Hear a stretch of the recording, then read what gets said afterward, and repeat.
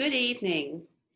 Welcome to this conversation with Elizabeth Mitchell about her new book titled Lincoln's Lie, a true Civil War caper through fake news, Wall Street, and the White House. I'm Marcia Eli, Director of Programs at the new Center for Brooklyn History. For those of you who knew us as the Brooklyn Historical Society, I'm happy to share that we are newly launched as this center, which is a part of the Brooklyn Public Library. This change means all good things for telling the story of Brooklyn and for bringing you important conversations. We join our colleagues at BPL Presents to program provocative discussions along with art and culture. Tonight, we learn that fake news was not invented in modern times. I will leave it at that, but rest assured, Elizabeth has much more to say. Her conversation partner is Kurt Andersen, host and co-creator of the erstwhile public radio program Studio 360, and author most recently of the book Evil Geniuses. Before I turn it over, I want to invite all of you to chime in with your questions throughout the program. You can share them by typing into the Q&A box at the bottom of your screen. I also want to share that we have put in the chat a link to purchase the book locally at the community bookstore in Brooklyn. And now it's my great pleasure to welcome Elizabeth Mitchell and Kurt Andersen. Thanks to you both. Thank you, Marcia. It is my huge pleasure to be here with, as I will call her because I've known her for a long time and we're friends, Biz, rather than Elizabeth. I'm not being overly familiar. I just want everyone to know that. But this is a great book. It's a pleasure, and so I just want to get started talking about it because I have lots of questions. So in this time that you're writing about, is the middle of the 19th century, it is so much, and I've thought this for a long time, the sort of dawn of modern America in so many ways, and so much of that dawning is in here. All the new technologies, including especially the telegraph, the suddenly huge cities, New York in particular, these new mass circulation newspapers, fakery and hoaxes often, usually in those mass circulation newspapers, advertising and pop culture being invented, Wall Street essentially being invented, political corruption. So you had me at one of those, let alone all of them crammed in here. I know you wrote a book about the Statue of Liberty. This is a little earlier. Were you familiar with this slightly earlier period?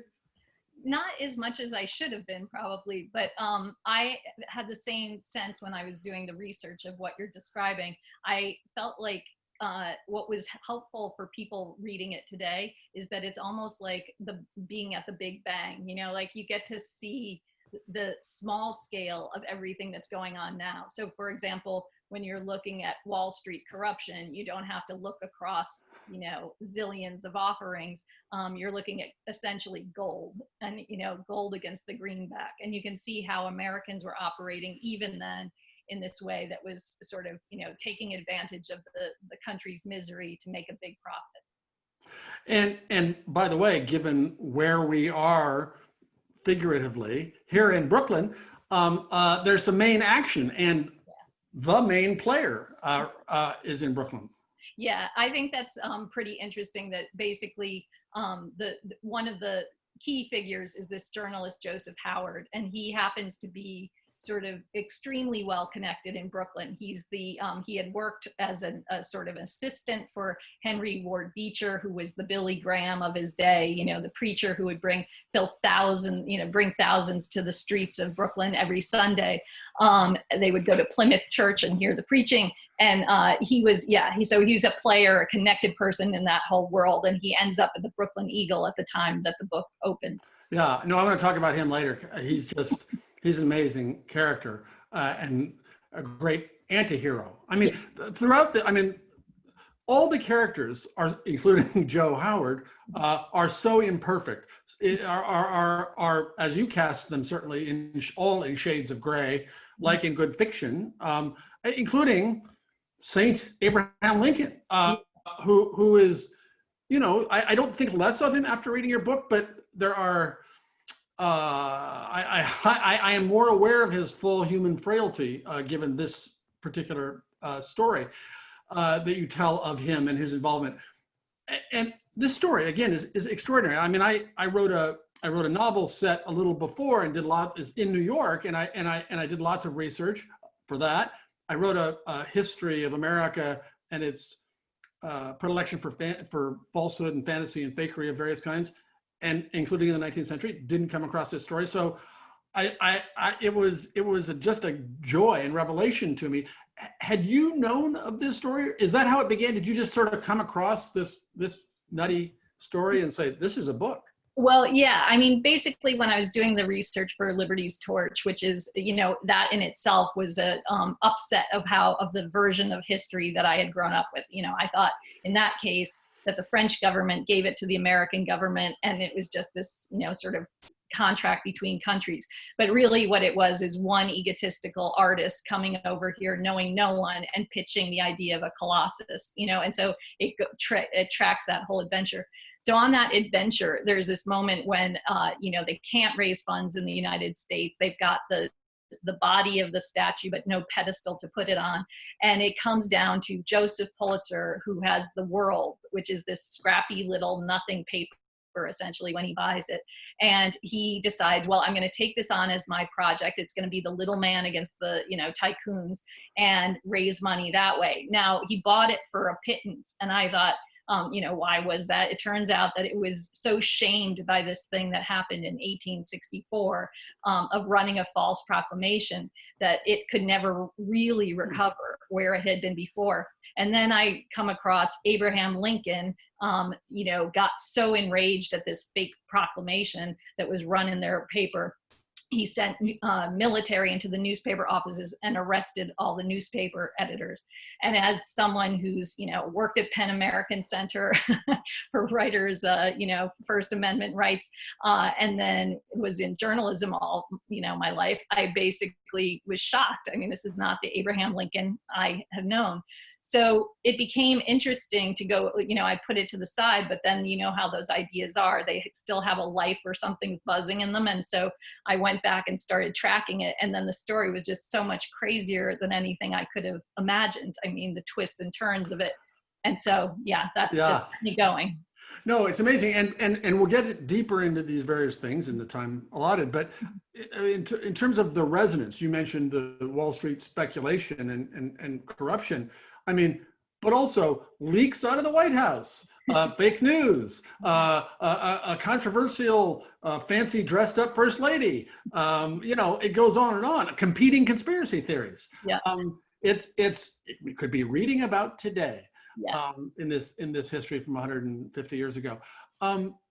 So let's get to the key event. You've alluded to it. So we're almost 3 years into the Civil War. Mm-hmm. We're not like, we haven't, again, as the current phrase goes, rounded the corner. It's not going well, right? And it's the spring, and what happens? Well, in fact, it's in the way that it's not going well, it's even more dramatic, which is that they had the Battle of the Wilderness is at the beginning of the month of May, and then my book kicks off in this May 18th date. But at the beginning of the month, there was a battle where they were basically fighting blind, in the thickets. They can't see each other, and just, carnage is unfolding, but no one, knows who they're shooting at. So it's about 20,000 were, casualties in that particular battle. So the country's on edge because that's going on. There's this effort to, sort of finally end the war. But they also have the problem of, there's the Republican, it's a re-election year. So has a lot of resonance. And the Republican convention is coming up, and Lincoln, probably is going to get the nomination, but maybe won't. So, and the finances of the country are in absolute ruin. So there's just a lot of factors, blending together to make this a moment of real tension. Well, and by the way, if maybe now that President Trump has reminded us, after he learned that Abraham Lincoln was Republican, he reminds us of that a lot. Yeah. But this, not the old, I talk about all the new things, the telegraph, photography, pop culture, all the rest. So the Republican Party too. I mean, we're talking, they've only had 2 conventions, right? And this is their first president. So it's new. And like, what's going to become of Lincoln and the Republican Party is still an unsettled matter as well. Yeah.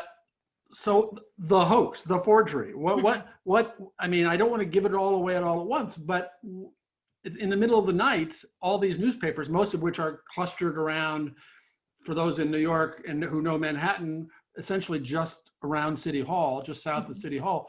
Yeah. Some kid comes along with big news. Yeah. And so the thing is, you probably recognize this, as a writer, you come across the scene of what's happening and you think, oh my God, that's just irresistible to write. And in this case, it was a 17-year-old boy is running through the dark streets at 3 a.m, going down all the roads, trying to get into a newspaper office to deliver this proclamation he has. And it's on Associated Press paper. So everyone takes it to be really something off the wire. And he can't find editors because they're off for the night, but he finds these foremen who are running the presses. And 2 of them decide that this is an emergency. They must run this proclamation. Now it's from the president. It's him saying that the country is in such a disastrous position that basically he needs 400,000 men right away, and he needs the country basically to go into a fasting and prayer situation to, to atone for whatever it was that caused this tragedy. Now, you have to keep in mind that a year before you had the draft riots in New York, and that is, I think, one of the more underplayed incidents of American history. Right. And there had never been, by the way, a draft in the Civil War or otherwise. That was the amazing, first time. Actually, that it was all volunteers up to that point. But in 1863, in the spring, he decides he has to have a draft. And then in July, he brings it to, it starts in New York. And it's just straight out, the white, population of the city rises up in this brutal way and starts, setting fires, ripping up paving stones. But worse still is they're beating up everyone they come across, and they're also lynching Black people. This accounts are horrific. And so it takes the military coming back from the front, some troops to put it actually down. So there's that tension too, because no one wants a repeat of that. It was so horrible. But if the proclamation hits and there's a new call for men, this is possibly what's going to happen. So that's all that tension. And then you also have this like ticking little watch, which is that there's a boat out in the harbor that's supposed to go across the sea that particular day to Europe and France. And it's bringing all the news. And if they bring the news that there's this crisis in the United States, very likely the countries of France and England are going to recognize the Confederacy because they were dying to do that. And this looks like the death knell for the Union. No, again, and by the way, the steamship about to leave was one of those bits of like, this is a little too good to be true. This is like fiction, but it's great, and we have to send, they have to send soldiers to stop that from happening.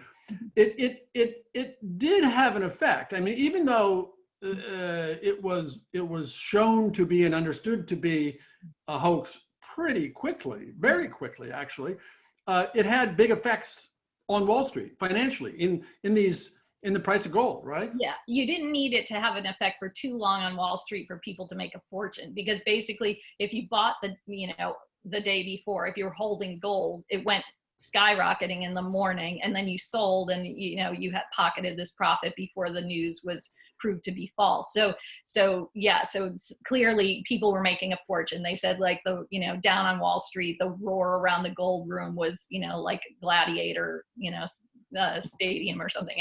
It was crazy in that particular way. Yes. Well, and I didn't know, I knew that there was physical gold lugged around back then, but I didn't realize to what degree that every day, just these messenger boys carrying bags of gold around as part of amazing the trading system. No, it's extraordinary. Nor did I know, again, in terms of the resonance and 'twas ever thus sort of the swamp was there then undrained, that it regularly happened that people in Washington who knew news traded on that or told the news to their friends, reporters and members of government both. And people, and there was no, SEC, there was no way to stop that, Yeah. right? I mean, it's that was a real shock when I started to come across those full-on accounts of basically, many journalists covered this, that there were people who were at the front who were sending news to DC, and then people on the Hill in the White House who were taking that information, making a buy on gold, just sending it by the wire up to New York. And so I mean, fortunes were made. I mean, there's, as we learn, there's people in the White House who are making a bundle. And, in terms of the fake news of this forgery, this forged presidential proclamation and request for hundreds of thousands of potential draftees and all the rest, fake news, I mean, hoaxes and fake stories of various kinds. Men on the moon is the famous one, creatures on the moon, bat people on the moon, but all kinds of stories. You talk in the book about one about Robert E. Lee that had just come out. So the unreliability of news, was certainly a thing then. I mean, it's like there was this century, like from 1900 to 1980, where news was basically reliable, but this sense that no, it's not reliable was definitely a condition of the 1860s. Yeah, I mean, one of the things that I got from doing the book was that actually we can find some reassurance, because this is almost exactly where we are now. In as much as, at the time that I'm writing about, the telegraph had been invented 30 years earlier, but it had really just taken off in this ubiquitous way during a few years before. So it had gotten to the point, and this I never understood, was that you didn't just send a message because your aunt died and you wanted to tell the relative.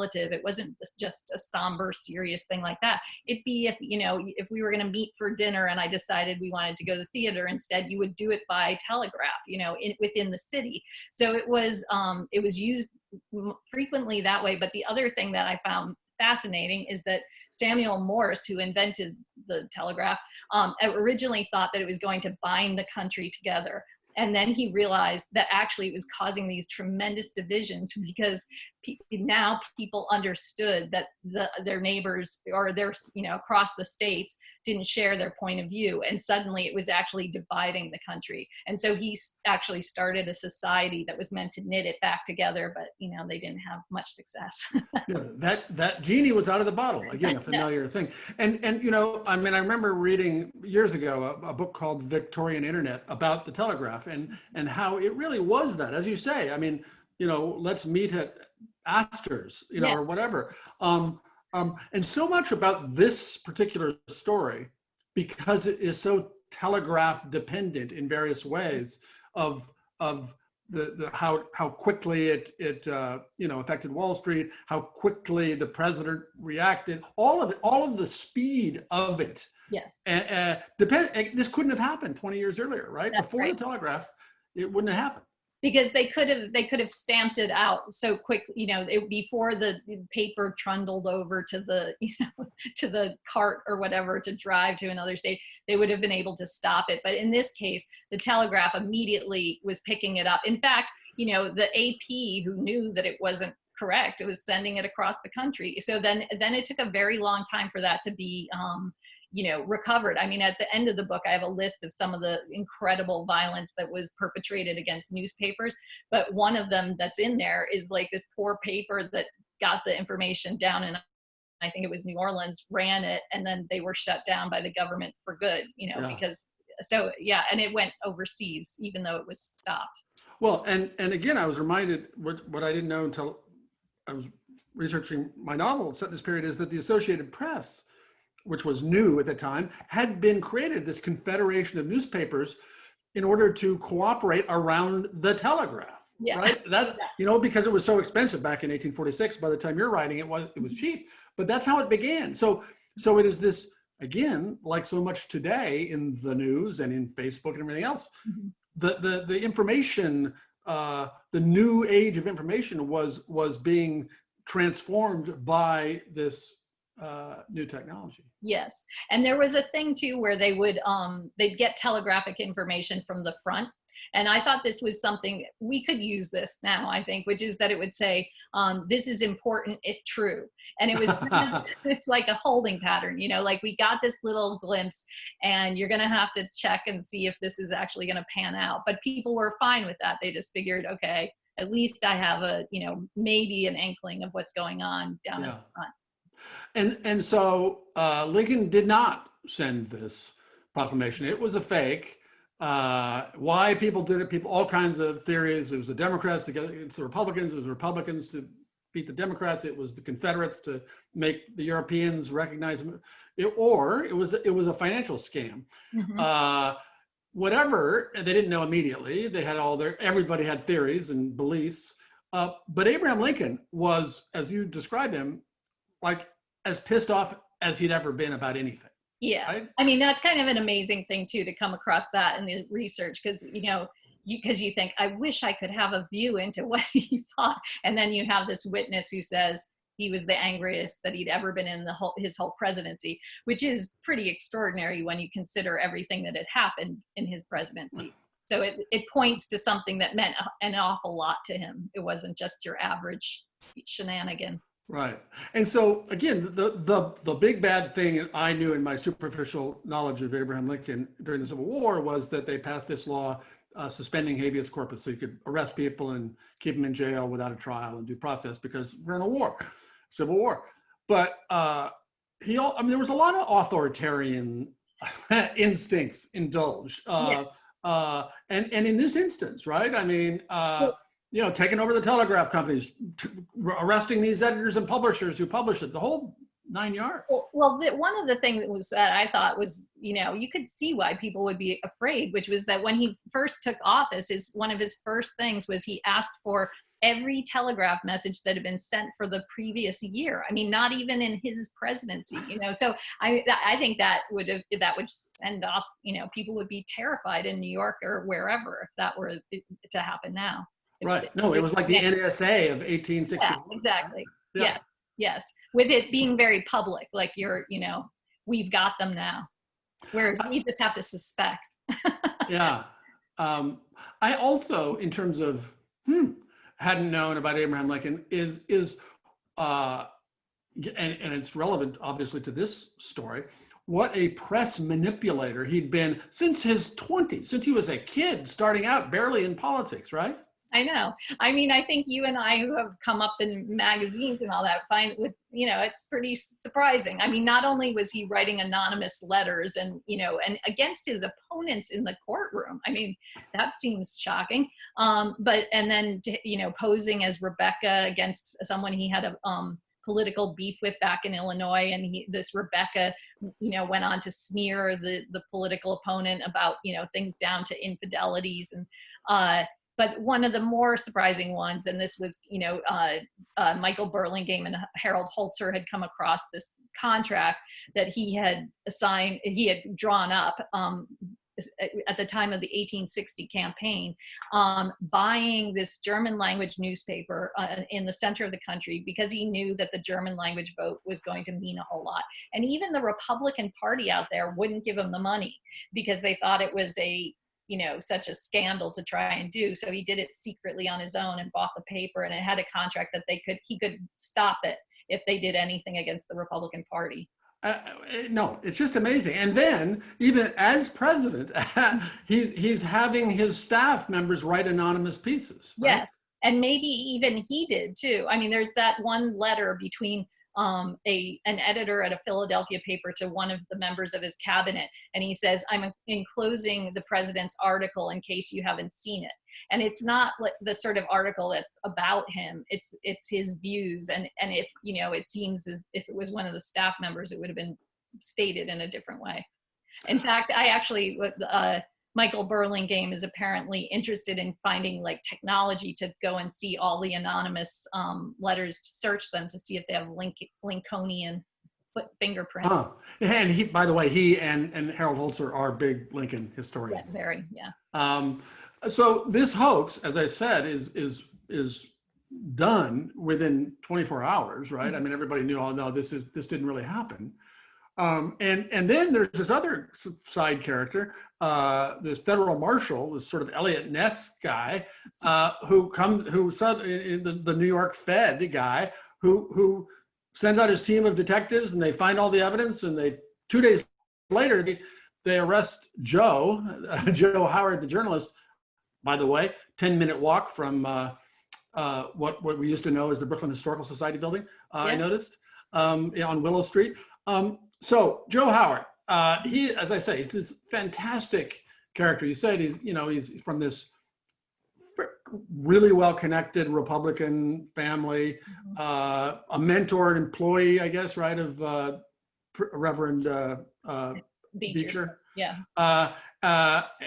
Who was, by the way, Billy Graham, but more progressive than Billy Graham. Yes, definitely. I mean, in many ways. Yes, indeed. Well, yeah, his story is just a crazy story, and he was also this very kind of celebrated. He's 31 years old at the time. He's this but he's like famous, and he's almost like a new journalist of his time, right?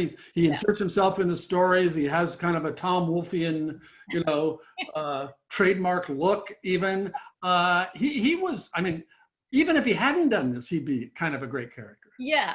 Well, I mean, he's, when I started looking into his story, I mean, first of all, there's an incident that he has a tangle with Lincoln back when Lincoln's coming to his inaugural. They're on a train ride that's supposed to be this press opportunity, essentially, for Lincoln, that he's going to meet everybody across the country. The people get to see him. He meets the journalists, and Howard's in bed, essentially, on that trip. And there's this moment where Lincoln's life is threatened. And so when Howard's just settled in for the night at one of the stops, which is in Harrisburg, Pennsylvania, he thinks he's going to wake up in the morning and get on the train with the president. But instead, the president is snuck away in the dark of night. And Howard is told of this, and he's so angry that he didn't get to cover this story that he starts to write about it overnight, and just makes up things because he doesn't have the details. So he just says, well, he was wearing this cloak and, this Scotch cap, this goofy little hat. And and what happens is when he puts it in the New York Times, the cartoonists love it. They go crazy. And it's about how Lincoln was a coward and, had to sneak into the DC. He couldn't stand up, proud and tall to the rest of the country. And so Howard essentially damages the presidency right from the beginning. And yet he still is allowed, back into the White House. He's brought along for special press junkets. So he's something about his power is cannot be resisted by the president, let's say. Well, he's the man from the New York Times, too. Yeah. Not that the New York Times was the New York Times. But also, Lincoln had so much power over the editor of the New York Times, and they had such a close relationship, he easily probably could have gotten him axed. By the time this happens in '64, he had gotten fired, and he was the city editor at the Brooklyn Eagle. So it's unclear. I mean, and I want to say it's unclear in the best possible way, because like good mysteries, it's not totally tidy. We don't know all the answers and exactly who did what, why. But he immediately, when he was busted, well, first of all, he's busted. The Elliot Ness's men come, and he's like surprised, like, wait, or as you depict it, kind of like, I thought the fix was in, right? I mean, so there's a question of whether he was just faking it and not admitting it, and then he shortly admitted it, or there was something else going on. Yeah, I think that's very interesting, the way it's described, because it wasn't, you would assume that every person who's arrested in that circumstance would act like, I didn't do this, but the level of surprise and bafflement, I guess, seems extreme. And so when you start to piece together other parts of the story, it makes you wonder if there's something else going on. Also, we should mention that the entire time this investigation is going on, and even though Howard is located and all that sort of thing, they still have taken over control of the press. I mean, they haven't released it. It's still, the newspapers are still shut up. The Telegraph is completely shut. Right. All down the East Coast. So. And editors and publishers and telegraph clerks in jail. Yeah, there's particularly the telegraph clerks got the raw end. Yeah. So he said, then he admits it and says, oh, yeah, okay, I did it. And he says he did it for the money, for the, gold speculation. Did he make a lot of money? That's not clear, is it? It's not clear. It seems as if it's possible that no one who was hoping to make their big killing made as much as they wanted to. And so it's unclear whether somebody, that there were other forces behind it, who knew a little bit more, maybe one of those things where, the trickster gets tricked kind of thing. Yeah. But he doesn't seem to have made that much money, although we find out at the end of the book, he's got plenty. Yes. One thing I had no idea about, just to digress into this, you did this interesting job of talking about the sort of financial, monetary policy aspects of the Civil War, which I knew nothing about. And this, as you set it up, in order to bring gold prices down, which the Lincoln administration was trying to do to stabilize the economy and to pay for the war, the Union Army needed to win battles so that good news would cause the price of gold to drop. So, again, it reminds me of how Wall Street isn't the same as the economy today, right? That this financial speculation tail is wagging the dog of, existentially, of war as well as the economy. Yeah, I mean, it really goes to show, and I think that actually journalists should spend a lot of time paying attention to this, which is, in the contemporary moment, but that it really is based on people's feelings about where things are going. I mean, that an idea can change the market dramatically. And, even today, just 2 weeks ago, JP Morgan had to pay, what was it, $9 billion, $6 billion, something like that, dollars, because they were goosing the gold price. They were putting in buys and pulling them back. And that was making this huge profit for them. So, I mean, the market isn't really a great indication of the success of the country. Yeah, no, exactly. Hint, hint. The First Lady. Yes. The Mary Todd Lincoln, who is, pretty well known as first ladies go, maybe other than Jacqueline Onassis, the best known first lady. So she was pals of Joe Howard's, right? And they met early and talk about what was that relationship and how did they meet and what was going on there? Well, what's interesting is on that train ride, Howard's sending these constant letters, like that was his columns essentially back in 1861. Their train ride. In 1861. So he's telling, what Lincoln is like, how Lincoln sleeps. He talks about how he sleeps with his mouth closed, which is a good thing.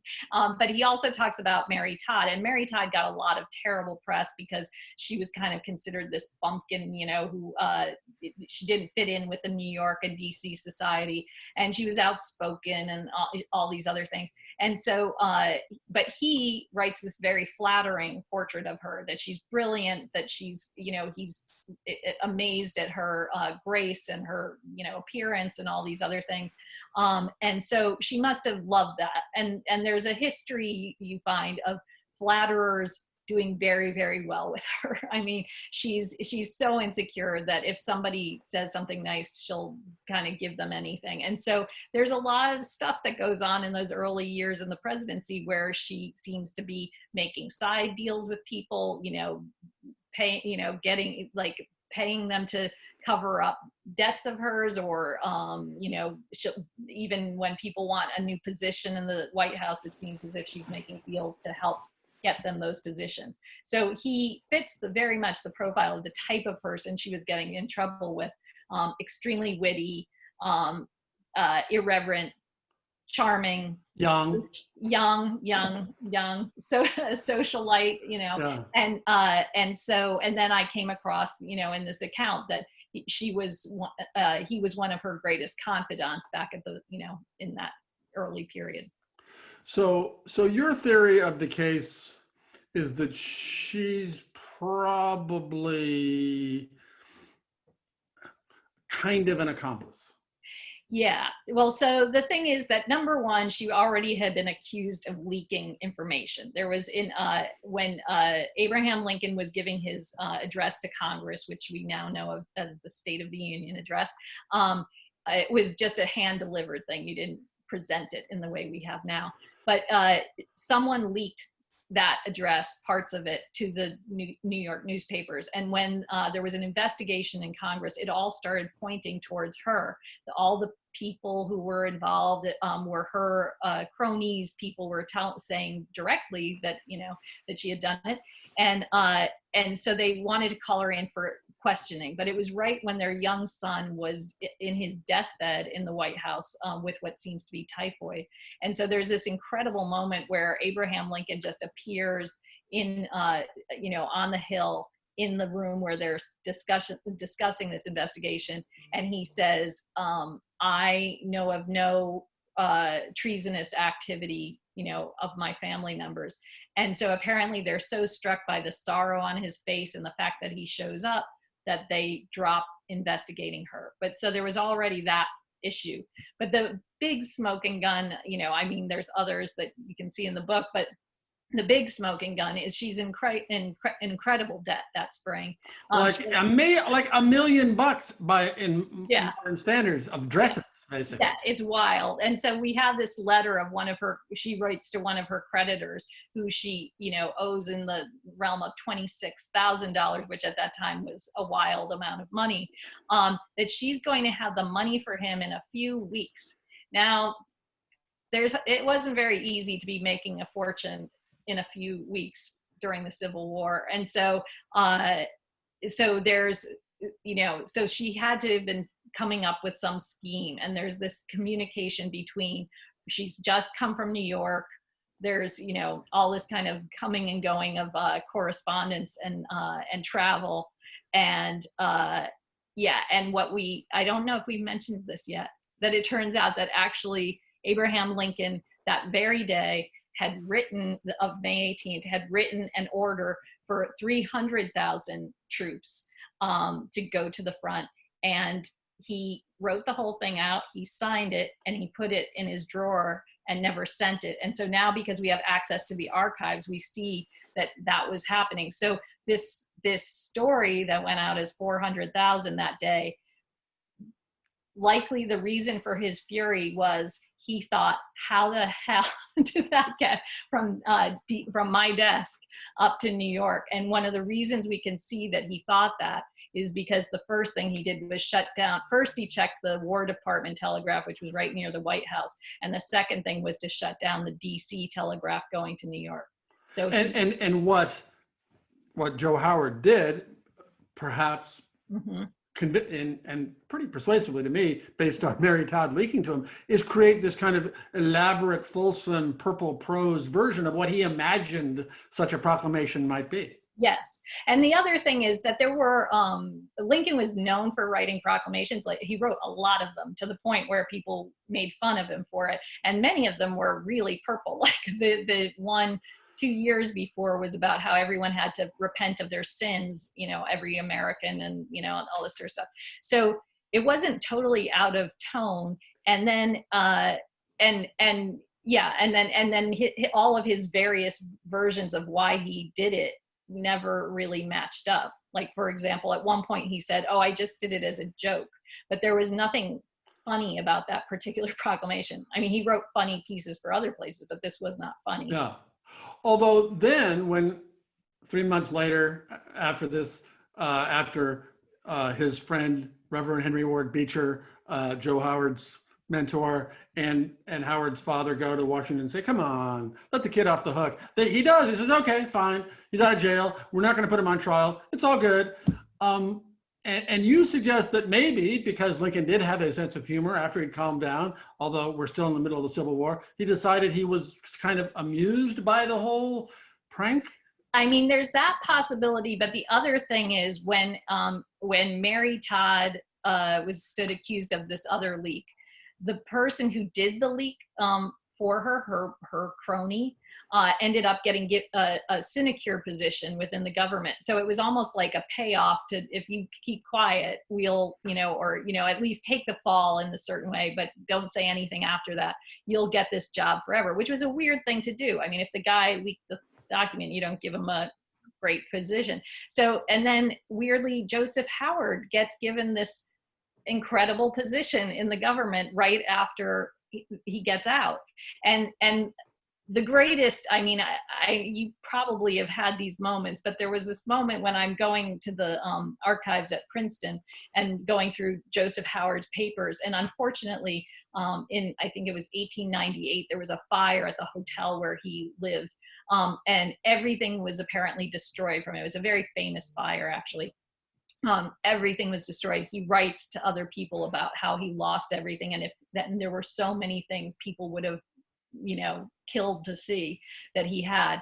But then he kept meticulous records of all the columns he ever wrote after that, and so I'm going through and just thinking, this is so sad. I'll never get these other documents. And then in there is this one letter from the journalist who he first starts off, in my narrative, with in 1861, the buddies on the reporting gig. He writes to him and he says, I've attached this letter that you sent me in 1864. I'll always remember these days. And, I don't think you probably remember this letter. And in the letter, Howard's getting out of jail and he's saying, thank you for your friendship because you stood with me. And he says, I'm leaving jail with money in my pocket, a full, forgiveness from the government, and a story to tell that will shock our friends, and our friends are Republicans essentially. So, but then he gets offered that gig, the great government job, and there's no follow-up of this. And he lives to into the 20th century and never snitches, right? No, he became one of the most successful journalists. I mean, really wealthy. Right. And one thing I found fascinating, he writes about everybody in these clippings, including the wives of important people. It's so fascinating that he writes about Lincoln numerous times after that. He never writes about Mary Todd. And it's just it doesn't fit in any other pattern other than something's went on there. Yeah, no, as you say, I mean, everybody, as soon as the president forgave him, it says all of New York society and the press forgave him. Oh, let's come back to the Times. Oh, become president of the New York Press Club. It was all great, right? Yeah. And then that makes you wonder what they knew too, in as much as his reaction almost made it seem as if he thought he had a scoop. Like he was given this thing and he was going to publish it before anyone else, and this was his scoop. So, right. So it's interesting that they all embraced him so heartily. Yeah. We have, first of all, before I get to the questions, and there's, which I'll ask from the viewers, attendees, it's such an amazing movie, miniseries, something. Is that maybe going to happen? I haven't heard anything. Yeah, I don't know that. Man, oh man, I want to see it. It's perfect. So all of you producers out there and studio executives, option this book. Thank you. So questions. Let me put on my glasses. How widespread was the opposition to the draft in 1863 and 64? Just in New York or elsewhere? No, it was widespread. I mean, people were not eager to go. There were areas, though, that were considered more hostile to it. And one of the reasons New York was more hostile to it was that there was this idea that they were just taking more people from New York. And there's correspondence between the governor of New York down to Lincoln saying, essentially, it's not fair that you're taking more of us. And the response from his administration is basically, but you guys are so good. Like the country, how to operate these weapons, the language. And so we just need more of you. So it was more violent here in New York, but it certainly was not welcome. I was also, speaking of modern parallels, when you talk about the draft riots, and I thought of this before, but basically, especially white working class guys who didn't want to be drafted and couldn't afford to buy their way out like rich guys could. Yeah. And who do they blame? Let's go kill some black people I know. or beat them up. I mean, that begins a pattern in American history, political history, shall we I say. know it's really it's something actually I would like to write about more, because I feel like I hate to say it, but I think Gangs of New York gave us a distorted view of what went on, and it was much more violent. And I think actually also New Yorkers ought to just accept a little bit of, there's always this notion that the South was evil and we were okay, and it's not really. No, and especially, I mean, New York in particular, partly, I mean, because it wasn't so rock-ribbed religious as other places, I think was, yeah, a little iffier on the Union cause. Yeah. Yes. And yes, definitely. And also to be, to be fair to them to some degree, a lot of the Democrats were anti-slavery, definitely wanted it abolished, but they were terrified about what Lincoln was doing with the habeas corpus and other things. They thought he was a tyrant. Yeah, exactly. There was the civil libertarian Democrats. Yeah. This is a hard question to answer on impromptu, so pass if you'd like. Okay. Who would you cast as Joseph Howard Jr., Abraham Lincoln, and Mary Todd in the Netflix series of Lincoln's life? Wow. That is a tricky one. I would say the only thing that I'm sorry, because I haven't really thought that through so much, but I would say that the one thing that I liked, this one detail, and it may be weird that this detail means so much to me, but it was when Abraham Lincoln is apparently talking to his friends in the telegraph office, and they say he had this habit of, when he was listening to a story, a big grin would grow over his face, and then he would run his hands through his hair and ruffle it up so that it stood on end like an electric doll. And for some reason I thought that's the first detail that makes you understand the guy somehow, you know what I mean? It puts all of his quirks and everything else in something that I can fathom. That guy, you knew that guy. Right. He's the producer Brian Grazer is who he is. Exactly. So if that's all I would ask, is that whoever plays him gets a little away from the iconic sense that we have, that as if he's just speaking from speeches. Right. And I mean, Joe Howard, I mean, probably Ryan Gosling is maybe too old at this point, but like he's kind of Ryan Gosling-y, I could imagine. Yeah, it's true. I mean, probably back in the day he would have been like now I'm forgetting his name. He was in Fight Club. Well, Brad Pitt? No. No, that would be going a whole other direction. Yeah. I'll think about it. And also, I know what you mean. Yeah, of course. Well, you have no excuse. Ed Norton. Ed Norton, exactly. Yeah. Yes, exactly. Very Ed Norton-y. But some young version of Ed Norton. Yes, exactly. Yeah. Okay. In the lead up to the Civil War, this questioner says, the mayor of New York proposed that the city secede due to the commerce that would be lost by the Civil War, to your our point of New York not being such a unionist place. Yeah. As you did your research, other than the draft riots, did you find instances of Southern sympathy here that surprised you? Yes, there was Southern sympathy, but I think what that question is alluding to, this idea that it was this island, that should be left untouched. And it was disturbing to me, actually, because I always went for the kind of Ken Burns Civil War, where it's all like everyone's in, mourning, and there's this, cello based, yes. like sadness. And Dear Drusilla, we have gone as far as we can. Yes. Exactly. But instead, New Yorkers were terrible. Not that we don't love Ken Burns. I'm not trying to I love shade on Ken Burns. I love Ken Burns. But I mean, it did give me, I thought that everybody was taking this extremely seriously. But then I was coming across all sorts of accounts, which was that, New York was the Vanity Fair. Like, it was alive and well in the city. And people were, I end the book with this quote that's about, they talk more about skating in Central Park than they do the last war, or, what they're wearing or what they're eating. So that was really shocking to me. And there's, in fact, when the governor goes up against, because we didn't mention this, it turns into basically a constitutional crisis, and they put Lincoln's generals on trial, and it becomes a question of, what is the power of the presidency?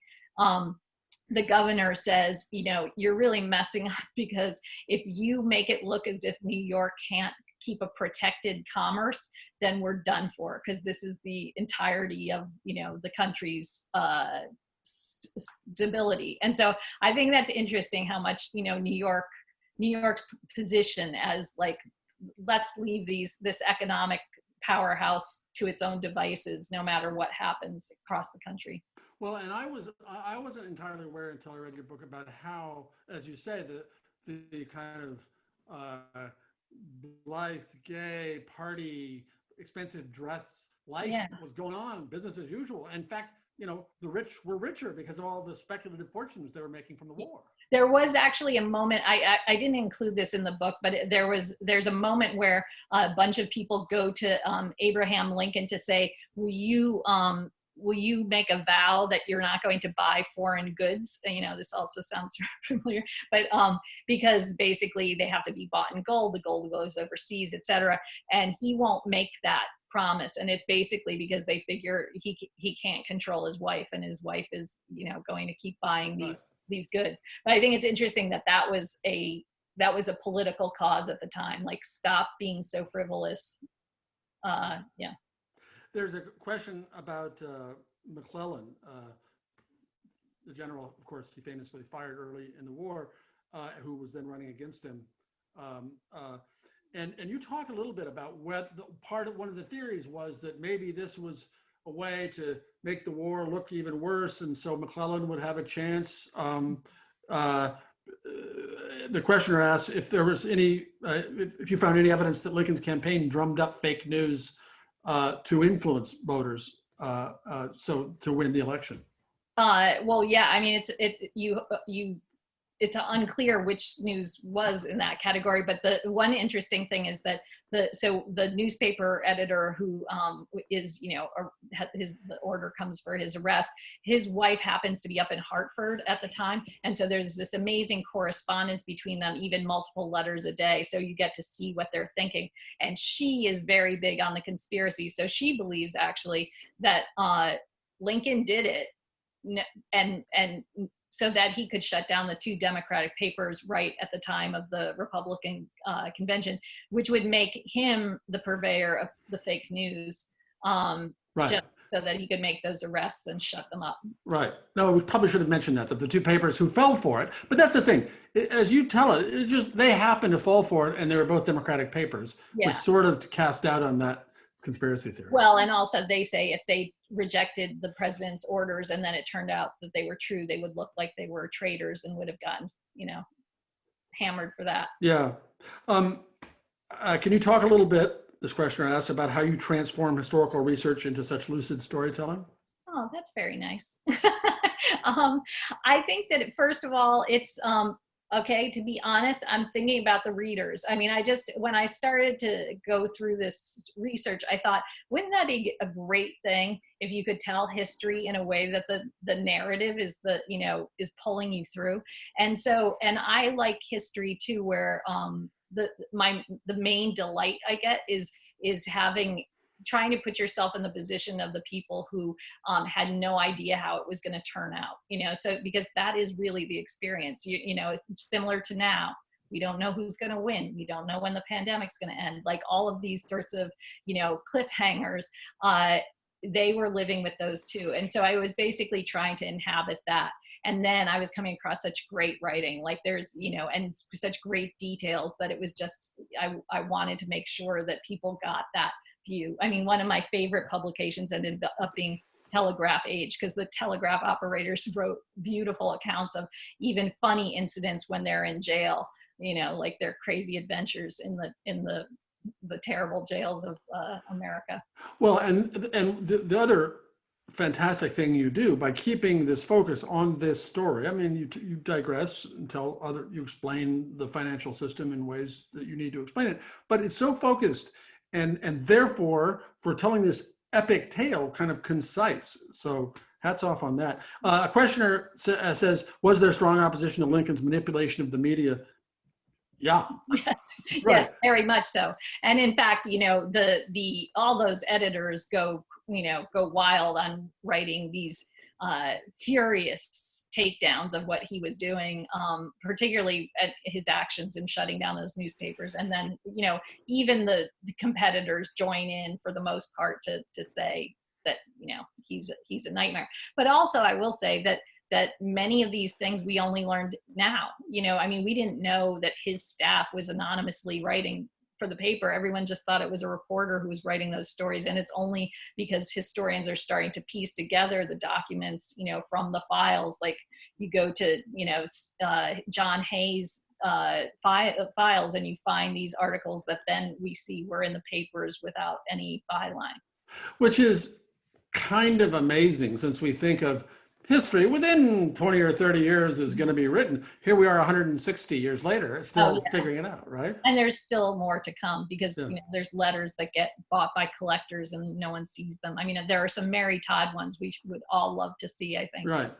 Well, I've been working on this project about Nixon and Vietnam and Haldeman, and the fact that this key smoking gun piece of evidence about Nixon's manipulation of the Vietnamese before the war, or before he got elected, in order to get elected, we only found that like 3 years ago. Yeah. No, it's so interesting, right?